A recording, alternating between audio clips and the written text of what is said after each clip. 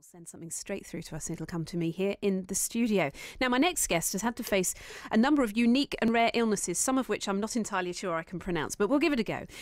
He's launching a Kickstarter campaign to help share his story. He's written a book, but alongside it, well, there's an innovation which I'll get him to explain, which will help raise awareness of conditions that many people won't have heard of. This is Dan Jeffries, and he's with me now. Good morning, Dan. Good morning, Thank you very much for coming in, and thank you for providing me with a number of conditions that are very hard to pronounce. I know you like a challenge. I'm going to start with the fact that you were born with something called Wyburn-Mason syndrome. I was. So Wyburn-Mason syndrome is an incredibly rare condition that affects the vascular system and my vessels. And it was becoming apparent. My dad is partially sighted, and he wanted my eyes checked out when I was about 2 years old. And the optician noticed this strange mass of vessels in my left eye. So they sent me to Bristol Eye Hospital, and after some tests, and they diagnosed it as Wyburn-Mason syndrome. It's basically left me completely blind in my left eye, completely blind, no light, nothing. And I'm also partially sighted in my right eye. So if you were to cover your right eye... If I cover my right eye, you can flick your fingers at me. Is it simply black? Yes, I see nothing, not even a shadow. And I was told originally that was about 1 in 3 million had it. And in the last few years, I actually found out it's about 30 reported cases in the last 50 years worldwide, which is quite a statistic. I've also read somewhere else it's less than 100 cases ever reported in the USA. So when you grow up with a condition like that, and when there is little knowledge of it, is it hard to find people who know how to help you? Well, I've never found anyone else with the condition. I haven't looked for someone, to be honest, but for example, I went on the American Institute for the Blind website, and they have a glossary of eye conditions, and it's not on there. And when I used to go to Bristol Eye Hospital to get checkups, my consultant would say, we've just got a few doctors around the corner. Would you mind if they come and have a look? Because they will never see it again, or it's highly unlikely. You're a that phenomenon. They will. I am, yeah, medically at least. Now, Dan, once you've grown up knowing that you've got Wyburn-Mason syndrome, you've got that knowledge, but there was something else. But it took till adulthood for you to start to uncover that there was something else wrong. Yes. So, I mean, life was pretty normal. I did have, during my teens and childhood, I used to suffer from nosebleeds very badly as well. And when I reached 20 or so, they sort of stopped, which was good. But in my mid-20s and in my late 20s, I started to notice some real changes. I've become very lethargic. I was a musician, and I am a musician, and my creativity seemed to seize up. But things like I had a ring on my finger that I could not take off, and I had to get it changed, and cut off, sorry. I would bump into people that I went to school with, and they couldn't recognise me. They didn't know who I was. And it wasn't until I actually went to Bristol Eye Hospital to help some medical students having some exams, and they were to diagnose my eye condition, and the examiner said... Which would be a very tough thing to do. 1 out of 5 got it right, so that was quite impressive. But the examiner would say, well, here's the patient, give me a diagnosis, what do you see?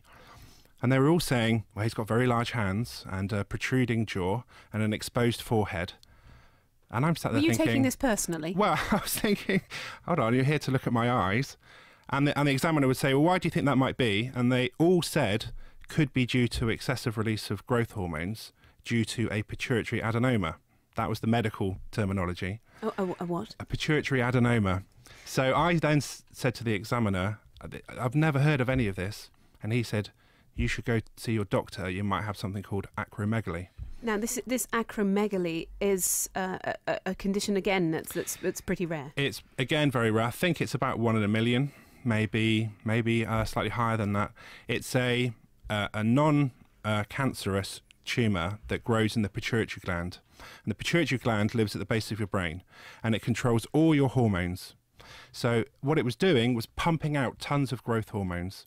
So my feet had grown 2 sizes during my 20s. Which in a practical sense can be very difficult. Yes. And you don't, I didn't really put it down to anything. You don't put it down to a tumour.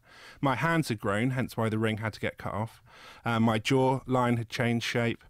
And it was once they had sort of said this magical word, acromegaly, I left the eye hospital, Bristol Eye Hospital, jumped on Google, typed it in, read the symptoms, and I just said to myself, that's it. I knew I had it. Now, some people will spend their whole lives not wanting to find a label, not wanting to find, not wanting to know labels. Yeah. But for you, that label has been liberating. It was my alleluia moment. And I phoned up my parents and said, I know what's wrong with me. And it was weird because, like I said, for 7-8 years, I couldn't account for why was changing and feeling very different. And so what have they been able to do since that diagnosis, since you know that you have acromegaly? Which yes. I'm getting there, acromegaly. There we go. Yeah. I'll get there eventually. There's a number of conditions which are very difficult to pronounce. Yes. We'll get them. But Dan, since that time, have they been able to treat that, to change things for you? So the tumour was discovered in about March 2007. I underwent various tests, angiograms, MRIs, because, and this is going to sound slightly graphic, to remove the tumour they have to go through the nose to get to the base of the brain, and they sort of scoop it out with a little scooper. Because of my eye condition and all these huge blood vessels that sit around my brain and my eye, it was like spaghetti junction trying to get to it. So there was a lot of concern about, was this the right way to do it? In November 2007, I underwent the procedure and they removed the tumour. As soon as I woke up from the anaesthetic, my hands had gone completely dry. And that had always been a symptom of sweaty hands, and they were bone dry. And my parents were all around, or my family were all around the bottom of the bed, and me in my morphine state just held my hands out and went, feel my hands. But for me, I knew that it had gone. There were complications though. I had something called a horrible phrase, a spinal fluid leak, and it unfortunately became infected and I contracted meningitis. So I had to go back in, stay in for a couple more weeks, get that cleared up. In the long term, that procedure worth it? Oh, yeah, it changed my life.